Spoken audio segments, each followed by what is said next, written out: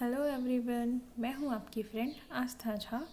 मैं एक न्यूट्रिशनिस्ट हूं और मेरा आज का टॉपिक भी मेरे प्रोफेशन से ही रिलेटेड है, मतलब न्यूट्रिशन।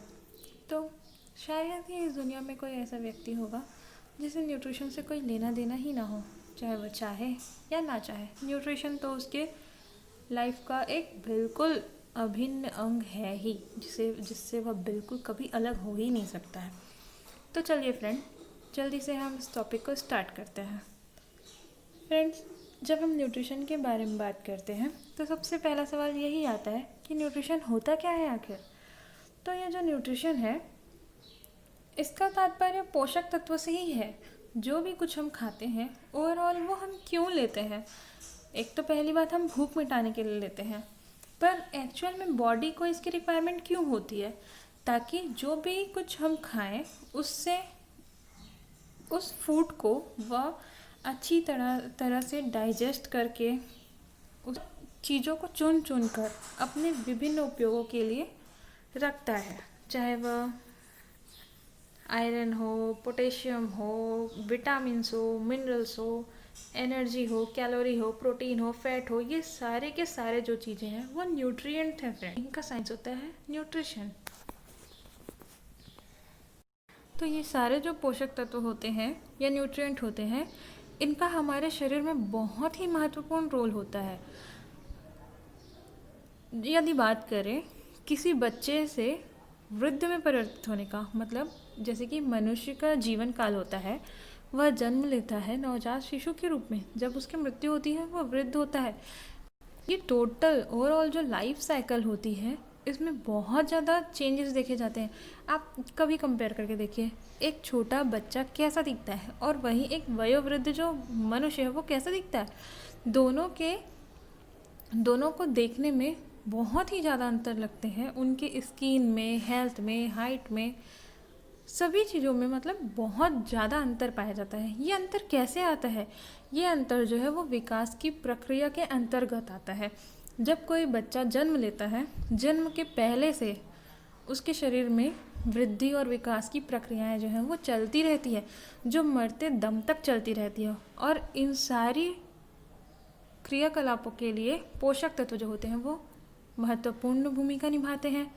यदि हमारे शरीर में कोई चोट भी लग जाए, हल्का सा खरोच हो या हड्डी फ्रैक्चर होने तक का जो भी क्रियाएं होती हैं, दुर्घटनाएं होती हैं या अच्छी घटनाएं होती हैं, उन सभी के लिए हमारी बॉडी को परिवर्तन करने पड़ते हैं।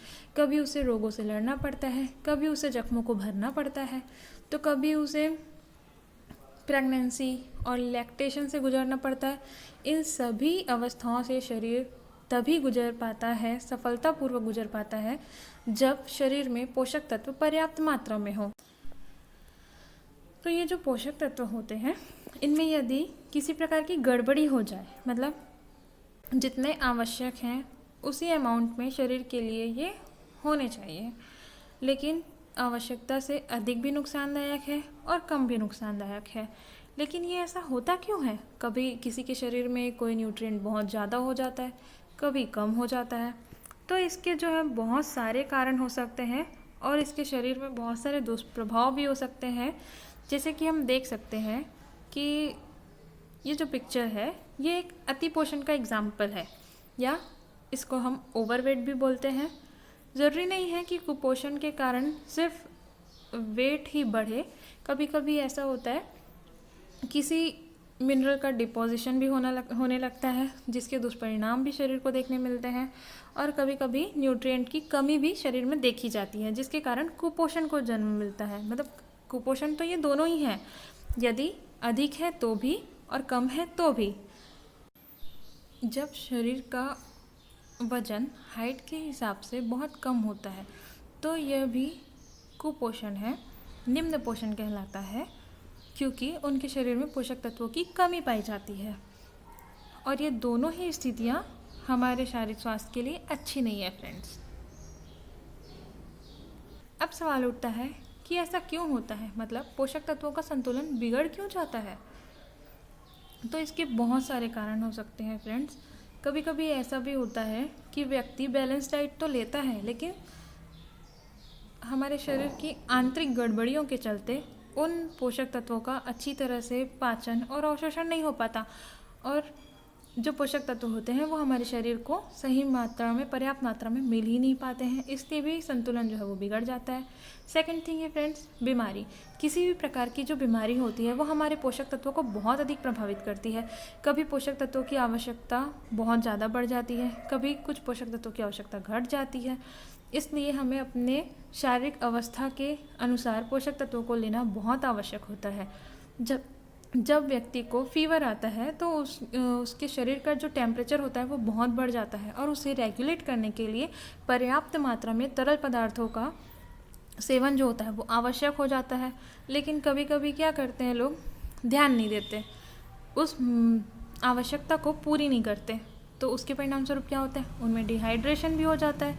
जब लूज मोशंस लग जाते हैं तब भी यही स्थिति होती है। जब उनके शरीर में न्यूट्रिएंट्स की रिक्वायरमेंट बढ़ी हुई है, मतलब उनको मिनरल्स ज़्यादा चाहिए, उनको ORS का घोल उनको दीजिए, क्योंकि ये पोषक तत्व हमारे शरीर में बहुत ही अहम भूमिका निभाते हैं। इसलिए इनमें किसी भी प्रकार की त्रुटि कुपोषण को जन्म देती है। ये कुपोषण 2 प्रकार के हो सकते हैं, अतिपोषण अथवा निम्न पोषण, और ये दोनों ही स्थितियाँ हमारे शारीरिक स्वास्थ्य के लिए अच्छी नहीं है। अतिपोषण में जहाँ एक या एक से अधिक पोषक तत्वों का बॉडी में डिपोजिशन हो जाता है, वहीं निम्न पोषण की अवस्था में शरीर में एक या एक से अधिक पोषक तत्वों की कमी हो जाती है। अतिपोषण के दुष्प्रभाव से मोटापा, वहीं शरीर में विषाक्तता जैसे कि कैल्शियम, आयरन आदि की टॉक्सिसिटी देखी जाती है, और निम्न पोषण के दुष्प्रभाव स्वरूप कम भारीता अथवा आवश्यक पोषक तत्वों की कमी जैसे आयरन, कैल्शियम डेफिशिएंसी आदि जो हैं वो रोग उत्पन्न हो जाते हैं। इस प्रकार से शरीर में पोषक तत्वों का संतुलन अत्यंत आवश्यक है। अब सवाल उठता है कि आखिर ये संतुलन बिगड़ क्यों जाता है? तो फ्रेंड्स, शरीर में पोषक तत्वों के संतुलन के बिगड़ जाने के कई कारण हो सकते हैं, एक या एक से अधिक कारण भी हो सकते हैं। जैसे यदि कोई व्यक्ति संतुलित आहार तो लेता है, लेकिन उसके शरीर में कुछ दोषपूर्ण पाचन और अवशोषण की क्रियाएं होती हैं, जिसके कारण उसके द्वारा लिए गए आवश्यक पोषक तत्वों का उचित रीति से पाचन एवं अवशोषण नहीं हो पाता, जिसके फलस्वरूप वे पोषक तत्व उस व्यक्ति के शरीर को मिल ही नहीं पाते हैं, जिसके फलस्वरूप उनमें पोषक तत्वों की कमी हो जाती है। वहीं कुछ बीमारी जो होते हैं वो पोषक तत्वों की आवश्यकता को बहुत अधिक बढ़ा देते हैं तथा उन पोषक तत्वों का उचित मात्रा में रिक्वायरमेंट जो होती है उसको पूरी नहीं कर पाते हैं। तब व्यक्ति को उसके दुष्परिणाम देखने को मिलते हैं, जैसे फीवर आने पर मनुष्य के शरीर का टेम्परेचर बढ़ जाता है।